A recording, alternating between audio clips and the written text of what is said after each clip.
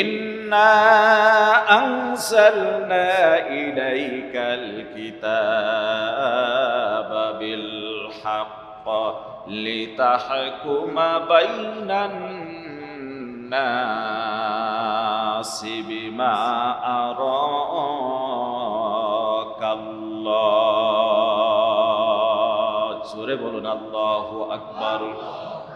আমার ভাইরা, আল্লাহ সুবহানাহু ওয়া তাআলা বলেন, হে নবী, আমি তোমার প্রতি এই কোরআনে কারীমকে, পুরনো কোরআন শরীফকে পরম সতর্কতার সাথে, পরম সততার সাথে এজন্যই নাযিল করেছি যে যেন তুমি এ কোরআন দিয়ে মানুষের মাঝে আল্লাহর দেখানো পন্থা অনুযায়ী রাষ্ট্র পরিচালনা করতে পারো।